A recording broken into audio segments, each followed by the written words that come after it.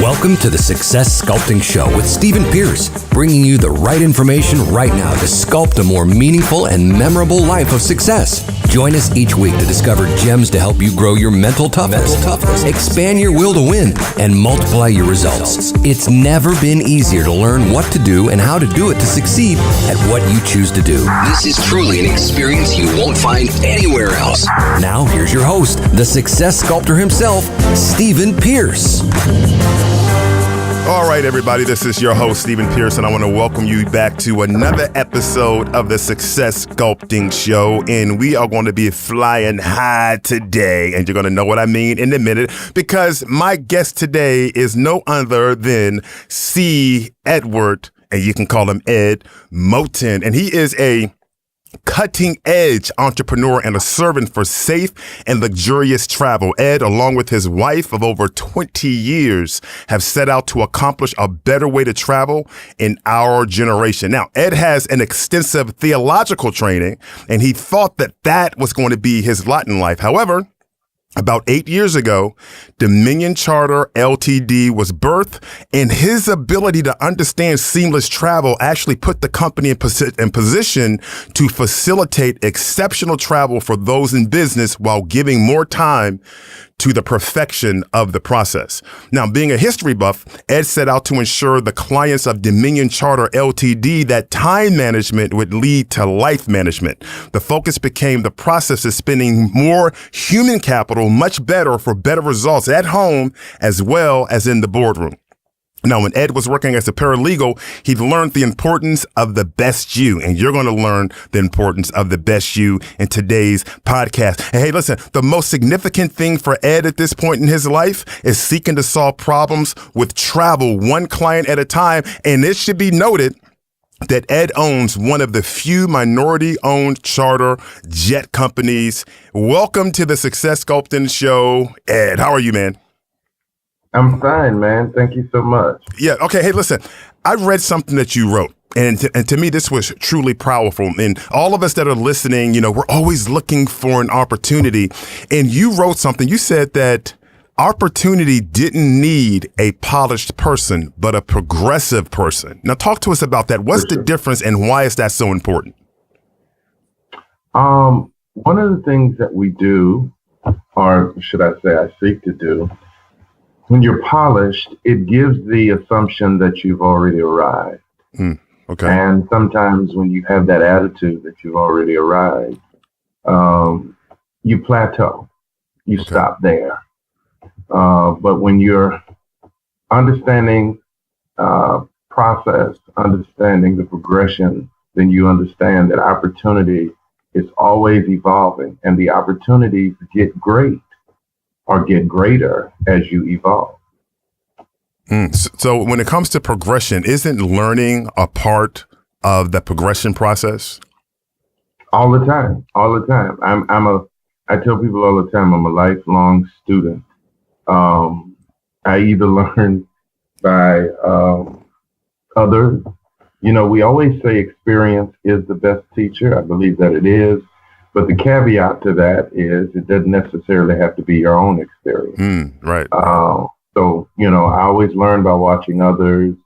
I learn by reading, make sure that I stay connected to what works. And I continue to learn. Every day it's a learning process. Okay, so how does the person that seems to be more compelled to give into entertainment as opposed to education, how can they break that or resist that and replace, if not all of their entertainment, video games, music, television, some of that with educational material so they can progress? Because ideally, I think you're progressing either way. The question is, where are you progressing to, right? Right. Well, I agree. I've often said, the part of you that you feed the most is the part of you that will grow the most. Well, I love that. Say that again, Ed. Say that again. Say that one more time for him. The part of you that you feed the most is the part of you that will grow the most. Yeah, I love that. So, at some point, entertainment is great, but when you feed yourself entertainment, at best, the only part of you that grows enormously is that entertainment part of you. But that academic bit that you have, you start feeding it. What you find out is that you'll learn more and you become and I'm not giving any kind of casting aspersions on education or academics, but even with a degree or without a degree, the more you learn academically, it broadens your vocabulary. It makes you kind of stretch to the extremities of your mind to become a thinker and not just a person that accepts popular thinking, but you begin to question popular thinking. And you put yourself in a position to kind of say, hey, this process, if I tweak it here or there, I can kind of make it my own because I'm continuing that process of learning academically. Well, and it would seem like a great question for us to ask ourselves whenever we're about to do something is, what part of me is this about to feed? Would you agree that's a pretty good question? Yeah. And that's an excellent question. Yeah. Now, along those lines, a person, wrapped up into entertainment, that's just their thing. They're hooked on it. Right. And they're feeding that part. That part is becoming obese, if you will. Okay.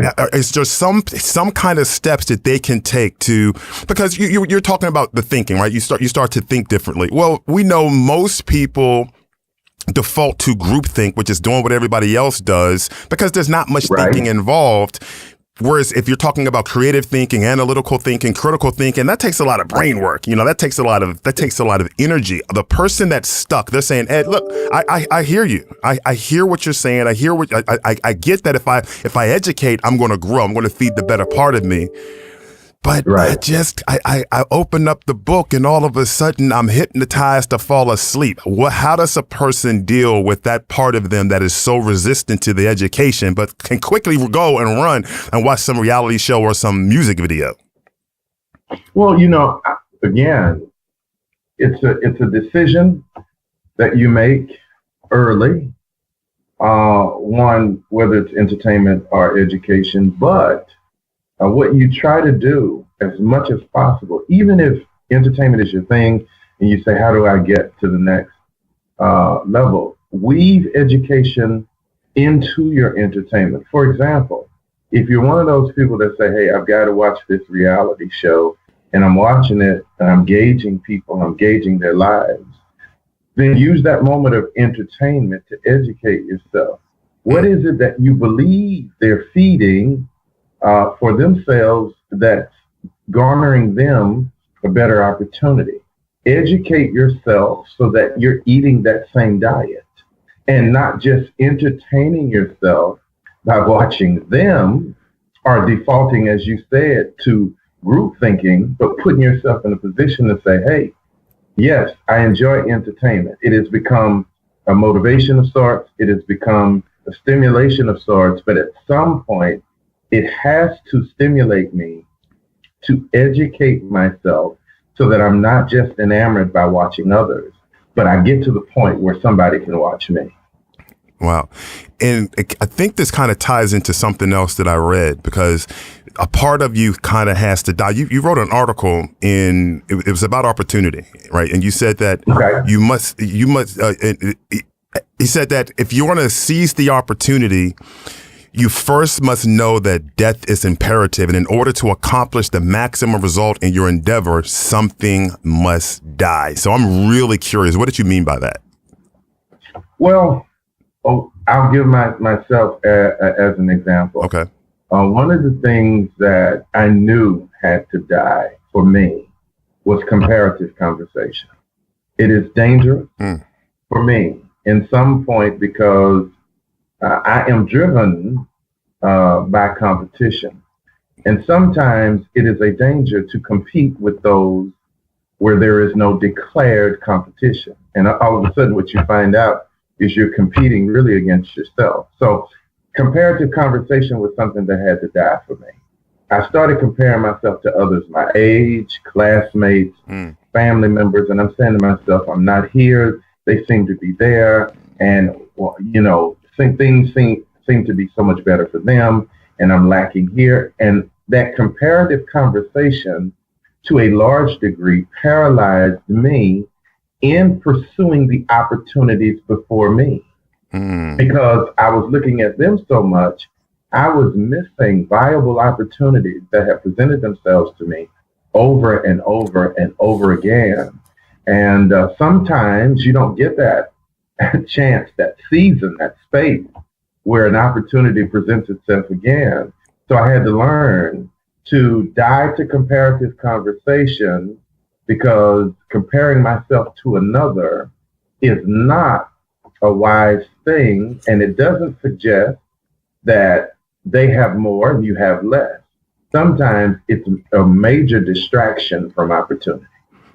Wow. So I guess another question is, what are we missing by minding somebody else's business, right?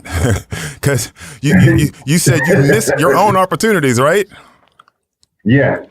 And now, and speaking about comparisons, we live in a society that seems to be like a ruler society, where we're constantly driven to compare ourselves. Rather, it can be the latest video game, the latest cell phone, cars, clothing. For women, It can be the latest weaves or nail, whatever. And so people aspire to be something better, at least outwardly. You know, they're investing in the appearance as opposed to investing in the substance. How do you get unhooked from that? How do you get unhooked? Because you got unhooked from it, right? You realize, hey, look, it's costing me too much to be minding all these other folks' business and comparing myself to them. I'm missing my own opportunities. But the person that's addicted to trying to one up someone, trying to look better or at least equal to someone else, and that's where they're wasting all their time and their money. Is there a way, a strategy, or any kind of insight you can give them to lead them to the path of getting unhooked and start minding their own businesses and taking advantage of their own opportunities? Sure. What I employed in my life, probably more than I had in my earlier years, was wisdom. Not knowledge. I knew that I was smart, whether that is in a subjective way to myself or even in an objective way to others. I knew that I was smart, but my knowledge had to marry wisdom. I always say knowledge is what you know, and wisdom is how to handle what you know. And so I employed wisdom, and I wanted wisdom so that I could view an opportunity and some way pray, spiritually, get with God and have a think tank moment. And in so doing, the four things that I employed with wisdom was, I associate the word wisdom with truth. So I walked in truth, my own truth, good and bad, or even the things that were indifferent, the things that I really didn't like about myself. How do I change those things? And what I did and decided to do was, one, acknowledge truth. Then I decided to accept truth. Then thirdly, I articulated truth. And then lastly, I authenticated truth. And that's how I came out of that. I unhooked myself, if you will, because authentication of truth is to live it out, to flesh it out, to not only have an idea and live by great principles, but actually flesh it out, become an example of sorts. And so I employed wisdom. That's how I unhooked myself, and not wisdom manufactured by men, but I started studying books and the Bible, men and movements. I wanted to know what objective wisdom looked like, and I began to employ it, and it worked better for us. That's interesting, because I know somewhere on one of your websites or an article, actually it was an article, you said that a key component of the winner's attitude in order to win on a frequent basis in business is the employment of wisdom. And I'm glad that you clarified that. You said that knowledge is what you know and wisdom is how to handle what it is you know. And in another article, you had a quote, because I get the acknowledge truth, the accept truth, articulate truth, and authenticate truth. And I think somewhere in one of your articles, you had a Will Rogers quote that said, it isn't what we don't know that gives us trouble, is what we know that ain't so. So here's the question. We talk about acknowledging truth. See, a lot of people believe Jim Jones because he was a great speaker and he had them drinking the juice. Right. So in a self-anointing society where people are anointing themselves as truth deliverers, but yet they speak all these venomous lies. How can a person be able to know what the truth is? Because some people are like, oh, I'm feeling it. And you talk about the scriptures where you hear a lot of people talk about they feel the spirit, but they can't give you a feel the spirit scripture. You know what I mean? Show me that in the scripture where it says feel the spirit. But so we live through these feelings. So if it feels right, we think it's the truth, but it can be a lie. So how does a person avoid the deception? Kind of like the Will Rogers quote is what we know that ain't so. How can we know the truth from a lie? Is there any way that we can know in advance or something that we can deploy to help us to not fall victim to lies that we think are true? Well, again, I've said several times, I'm a history buff, using the word you used earlier. I always take whatever I'm feeling, and I really, really try to look at it based on the facts.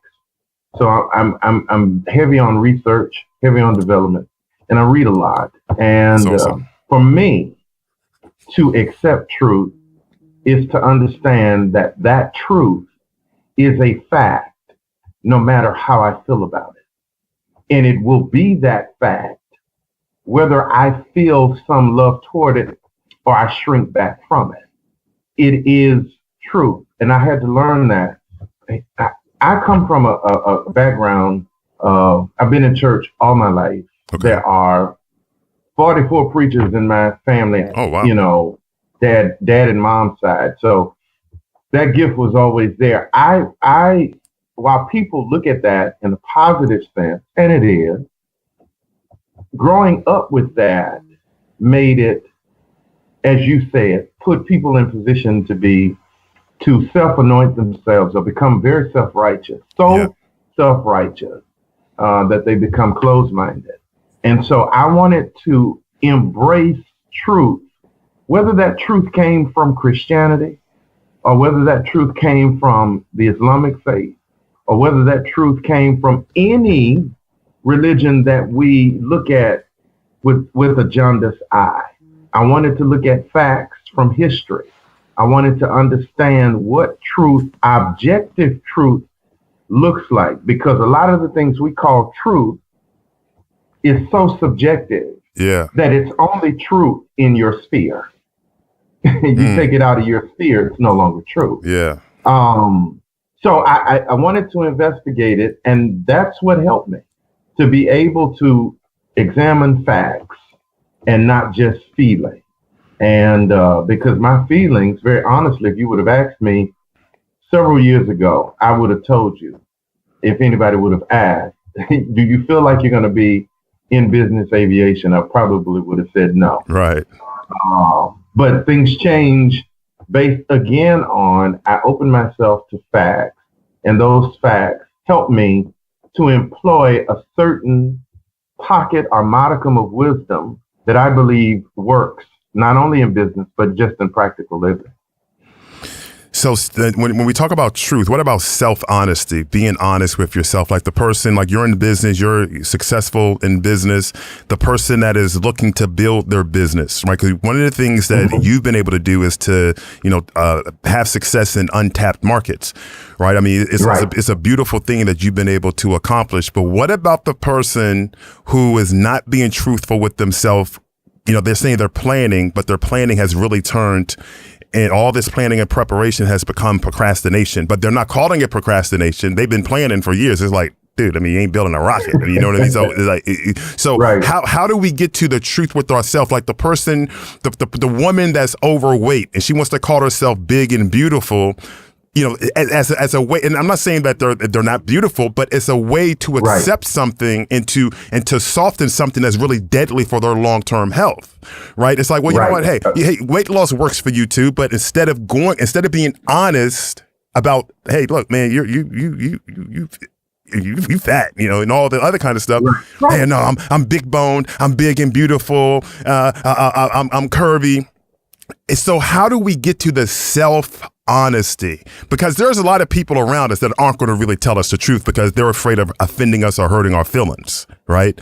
Right. So how do we get to that truth instead of allowing the people around us to massage us and keep us stuck in that place where we're lying to ourselves? You know, I wanted, again, going back to employing wisdom, one of the things that I did is that I sought out facts or truth for the assessment of me. And that assessment, like I said earlier, some of that assessment was positive. Some of the things I saw was negative. And some things initially I was very indifferent about. And so when I looked at myself, honesty starts when you can put yourself in front of the mirror of facts. What does history say? Like you just said, you know, a woman may say, you know, curves are fine. Yeah, curves are fine. But the fact is, according to your doctor, or the fact is, according to your medical report, there's some things that you can do to change. That's a fact. Yeah. And so one of the things I had to do is, with the assessment of me, is to understand that that assessment had to be a daily assessment. If the Bible is true, and the Bible says or suggests to us that Paul said, I crucify the flesh daily, then I had to make an assessment, an honest assessment of myself daily. I'm growing, I'm maturing. I'm not the guy I was at 16. So now, viewing the guy at 16, now being 46, I say to myself, honestly, what has changed? And when I look at what has changed based on a certain criterion of facts, based on what has changed, what's better, what's worse, and what stands improvement? And I assess myself daily. I see some stuff in myself that I can look at without trying. I looked in the mirror the other day without trying, and I said, wow, look at my dad. Certain mannerisms, certain facial gestures I made. But then at the same time, I have to be honest enough while I see parts of my dad in the mirror. I have to be honest enough to know that I'm not trying to live my dad's life, who was very satisfied with being, you know, he was a military man. He was very satisfied with being on the clock for somebody, retired from that job, worked that job for 36, 37 years. I'm not that dude. So I had to be honest about that. Right. And it's an assessment that I do daily. Let me say this too, though. One of the things about asking people to give an opinion of us, the reason that's dangerous is because depending on where the relationship is with the person you're asking, you may get more positive than you need at the time, or more negative than you need at the time, based on the temperature of that relationship. Right. And that can be very dangerous. Right. And speaking of relationships and dealing with other people, there was a quote, the late Maya Angelou. She said that when people show you who they are, believe them. Because you can be sick, or you can be a part of a sick system. Like if you're not coughing and then you walk into a room and all of a sudden you're coughing, there may be something wrong in the room. Right. Exactly. So how can what does a person do? Because entrepreneurs, you're an entrepreneur, a very successful entrepreneur, and you're going to be having to deal with people. And we know people will want you to see about them what's going to get them what they want out of you. So how does an entrepreneur deal with the revelation along the lines of the Maya Angelou quote, when people show you who they are, believe them? What does an entrepreneur do when they're dealing with someone? Let's just say you're asking for the person's opinion and you know they're lying to you, right? Or something happens and you see, man, this person is not who they say they are or who you believe they are. So now the truth is not the truth. How does a person deal with that? Because we know we're all super sensitive to our relationships, but all of a sudden you got a relationship blowing up on you. It could be a business relationship. This man, this woman is not who you thought they were. The truth has begun to crumble. What do you do? Well, I always say things, in stages. One, depending on the relationship, you got to remember, not everybody comes to your life or to your business at a point to annihilate you. Some people come at a point to accommodate you. And here's what I mean. Some people will lie to you. That's a given. But if the relationship, it's a friendship or relationship, depending on what it is, then like I have certain friends who I love dearly, but when it comes to matters of business, we don't have that conversation. Okay. They meet a need somewhere else, but when it comes to business, right, or in this highly intense political conversation, we just don't have those conversations. And if we do, we're both ready at that point, if we enter into that conversation, to possibly be able, if the convictions are strong on either side, to walk away. One of the things that I will suggest is that in business, as in life, you've got to be willing to examine a person based on what they do for you, what you do for them. If you can maintain a friendship, relationship, networking, partnership, do it. If you can't, if it's damaging, if it's an emotional drain, then be ready. I think as a culture of business entrepreneurs, we're so ready to greet people that we haven't been trained in how to give people the benediction when it's time. And so you got to be willing to walk away. You got to be willing to say, okay, goodbye. And I'm not talking about saying goodbye or airing dirty laundry as a status update on social media. Right. But I'm talking about really the ability to say goodbye if, in fact, you are better in the next phase or season or strategy of your life without them. But that's a decision you make wholeheartedly. And so there are certain people that come to my life that I kind of know where we are, and I know what I bring to them, what they bring to me. And if we get into something further than that, we know it could possibly be the end of the friendship. I have family members that will call me and say, hey, I need to borrow X amount of dollars. And I always ask the same question every time. Stephen, I ask the same question every time. And my question is, if I give you this money, is it a loan or is it a gift? Great question. Yeah, and every time I say it, you have some that have the audacity to say it's a loan. And I'll always say, okay, I gave you the opportunity. If it's a gift, I'm okay with that. I'll never sweat you. But if it's a loan, I'm anticipating my money. And if I don't see it again, it's going to pose a problem. Yeah, I hear you. Now, No, I'm sorry. Go ahead. Finish it. I mean, I'm telling them full well, even though we're related, I'm willing to walk away if necessary, but I'm giving you the opportunity to give me definition on what this is.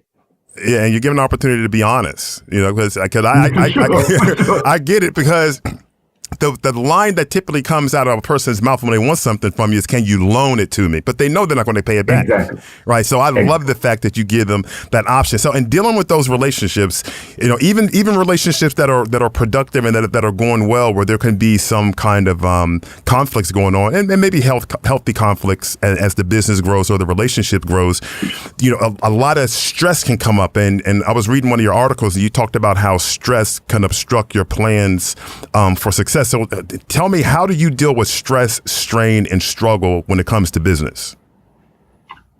In business, from my business, it goes without saying that you don't see a lot, if any, Black and or African American people in private aviation. That's one.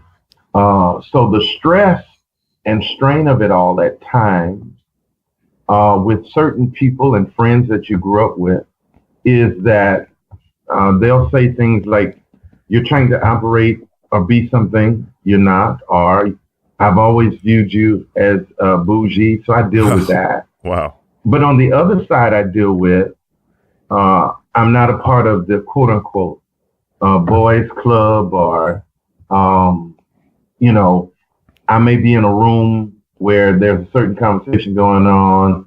The conversation changes as I get closer to the conversation. So the best way I deal with the stress of that is, my wife has a saying that she said years ago in our marriage that sticks with me every single day. And that is, what gets measured gets done. Right, right. And so the best way I deal with stress, strain, and struggle is that I have a measured or desired end for being in business. Right. And no matter what I happen to see or experience, it does not in any way distract me from the desired end, because we've already looked at it and said, okay, what gets measured gets done. So we've already measured it out. Let's do it. And we know that it comes with some conflict, some conflagration at times. It happens. But it's a part of the process. And it's a part, as you said earlier, it's a part of a positive process, because I'm learning the discipline of understanding I don't always have to defend myself. I don't always have to open my mouth and defend myself, or open my mouth and have a discussion about something. You know, I see people argue about certain things back and forth. And I'm learning even much more now, older than I was younger, that you can't reason with a madman. So why try? I love that. You just said something that I want everybody to pick up on. You said you don't always have to defend yourself. And I think a lot of people, including myself from times past, you always want to try to defend your name, defend your honor. When you know someone is telling a lie, you want to step up and, but isn't it kind of feeding into the negativity that they want to breed? It does. And it makes, I can't remember the exact scripture. I think it's Proverbs 17:28 that says, even a fool, when he holds his peace, is counted wise. Yeah. There are times when, and I've learned this by parenting, you learn much as an adult by watching children. And you watch your children, here's what you learn. That the bickering, arguing, and going back and forth, defending yourself, what's worse than the argument is that the person you're arguing with while you're trying to defend yourself will possibly walk away feeling about you the way they did before you started talking. So why did you expend that kind of landscape in your head, or expend that kind of vocal ability when you could have been busy working on your goals? It's just right. I examine things and say, okay, where do I need to be and what works best for me? And it's a growth process. I don't want anybody listening to suggest by hearing me that I'm operating in this perfect template of living. It took a while for me to get to that. Yeah. And I don't want to talk to you about templates. I always try to defend myself. Yeah, I want to talk to you about templates. And the scripture that comes to mind is Proverbs 18:7. It says, a fool's mouth is his destruction, and his lips are the snare of his soul. Because we always want to say something, always want to say. And sometimes you can get so emotional and running your mouth, you just black out. You don't even know what you're saying. You just know that you just know that there's debris everywhere when you finish. Exactly. It's like, what did I just verbally blow up? So, and speaking of templates, and when it comes to success, and it comes to success routines, you wrote something and you said it's a routine, but is it right? How can we know? Because everybody's on, hey, what's your morning ritual? What's your afternoon ritual? Your evening ritual? What's your success routine? So people have these routines. How do they know if it's the right routine? I'll give you an example. I always use GPS as a perfect example. Okay. I remember one time I was out of town and in a car and using the GPS. And while I was in the car, it said, make a right 500 feet. And then as I got closer, make a right 200 feet. Well, at the time of making a right, I made a left. And when I made a left, I wanted to see what would happen. And of course, the GPS kind of blinked out for a minute, but it came right back seconds later. And it acknowledged my mistake and rerouted me. And the point that I'm making with that is sometimes the best way, the best templates, the best things to do is to walk in forgiveness with yourself. If you're going to be honest as an assessment of where you are and who you are, then give yourself a certain latitude or a certain kind of moment that mistakes will be made. And when I say mistakes, I literally mean mistakes. I'm not talking about habits, but mistakes will be made. And give yourself a chance to be rerouted. We become so unforgiving, not all the time with others, but sometimes other people get an unforgiving spirit from us because it's a spillover for how we treat ourselves. So I really try to forgive myself, and nobody's a harder critic probably on me than me. And so I give myself that latitude to be rerouted, to say, okay, I can do better.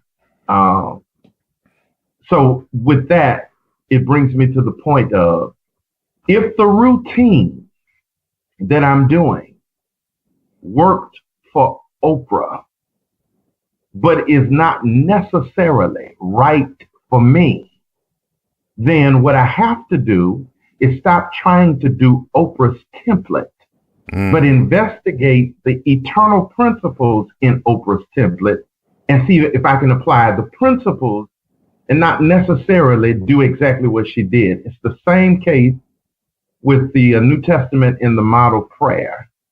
He doesn't say pray these words, even though we do. He doesn't say pray these words. He says pray this way. And so there's a certain amount of learning that if somebody else's routine works for them, that's great. But if that routine does not yield for you what it yielded to them, then before you beat yourself up, reroute yourself, become forgiving for self, and then say, okay, what are the principles in this routine that's right for me? And then apply it. That's awesome. So we have entrepreneurs that are listening, would-be entrepreneurs, active entrepreneurs, and business owners. So let's just say, hey, listen, they made a wrong turn. Now they're rerouting. And look, you're in an industry, you're in private aviation. You know, that's, like you said, right. There's hardly any, basically far few no minorities in that industry. So that's not an easy place to get into. So we have entrepreneurs that are going into markets that are maybe not as difficult as that. What one piece of advice could you leave them with to help them to be able to better face the unexpected, the struggle? Because I tend to think entrepreneurs overestimate what they can do and they underestimate how long it's going to take. Right. So they try to play a short game when it's really a long game. So how can they? Right. Yeah, so what advice? Because look, you've been there, and I can't act like I know what it's like to break into aviation. That's big business for anybody. You know what I mean? When you talk about jets and then getting people to get on the jets, private jets and stuff like that. Look, that's big business. So when it comes to that blue ocean, that comes to those untapped markets, what one piece of advice can you give to all the business owners and would-be business owners that can help them to prepare for whatever it is they're going to be going through? Because they're going to go through something or deal with whatever it is they're dealing with to build that business to become a success. My one word of advice would be have an affirming and positive outlet when you're discouraged.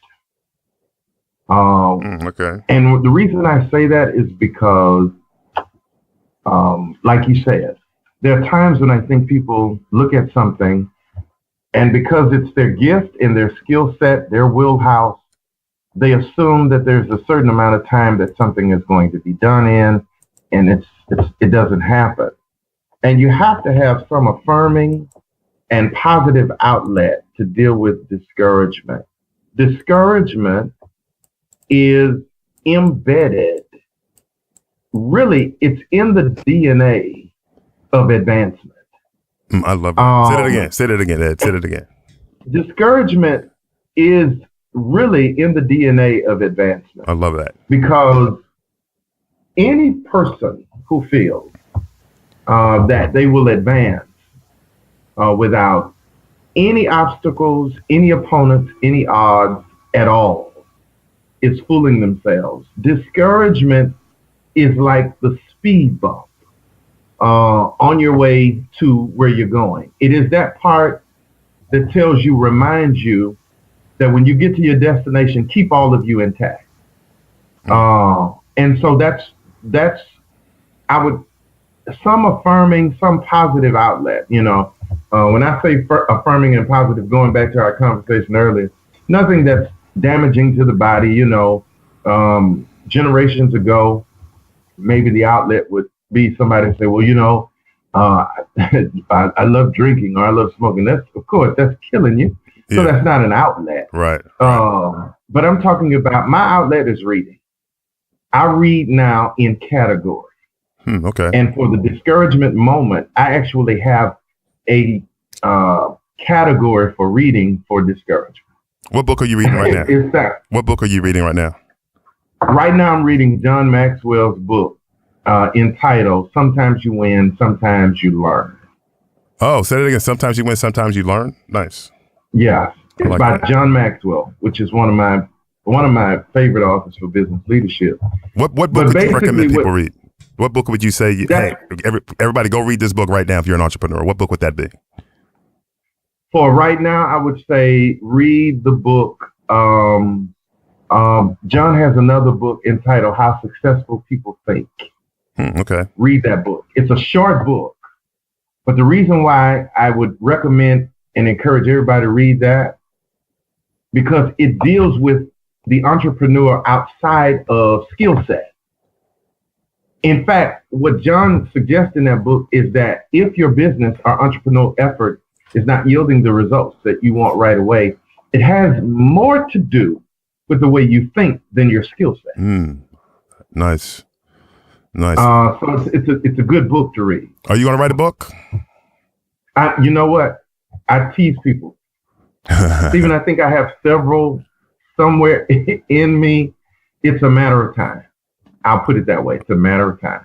Yeah, so we all read your book, Success in Untapped Markets.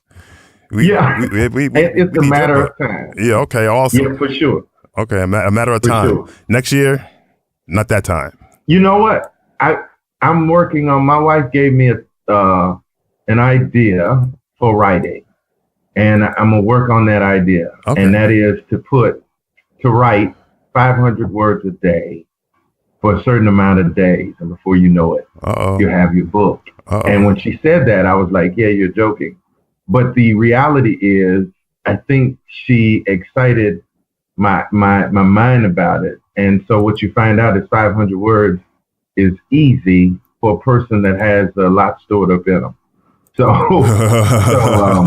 Yeah, I would say next year, look out for a book that deals with, I'm looking at the idea of something that I haven't talked to many people about, but the idea of where the mind goes in the process of advancement. So I want to look at the psychology of entrepreneurship. That's awesome. How can people get in touch with you? Yeah. For now, until you get your book, how can they reach you and get more from you? The best way is, they can always find us. Our website for the company is www.dominioncharterltd.com. Any emails directed to me, you can send them to info@dominioncharterltd.com, and they'll send them directly to me, and I'll respond back. But those are the best ways. Awesome. Our main number is 877-553-4223. And don't call him harassing him, y'all. Asking him business questions. That is not your coaching hotline. That is not your coaching hotline. Now, for those of you that have American Express or any credit card and you want to fly private, you need to go ahead and get the Ed hookup. He can get you those private, those private chartered flights. Hey, listen, Ed, it's been awesome having you here. You have such a unique entrepreneurial experience in that market and what it is you've dealt with on both sides, where you've come from, and then the space that you're actually in. Because it's kind of interesting when you don't, when you kind of feel as if you don't fit in where you came from, and you don't necessarily fit in entirely where it is you're at. Kind of puts you in a interesting position, but yet you battle on and you continue to build, and you're a testament to what's possible regardless of what the obstacles may be. So what I want everybody, by the way, everybody, you know what the deal is. You can go to successsculpting.com, get the show notes from our conversation here with Ed, along with all his contact details. They will be there with the active links. Ed, what I'm going to do is leave you with the last words of today's show. What's the one thing you want to leave everybody with as a result of being under your leadership today? Best thing is employ wisdom. Wisdom is the principal thing, and even the scripture says, even if it costs all of you, get wisdom. So that's what I leave everybody with. Wisdom, synonymous with truth, synonymous with understanding.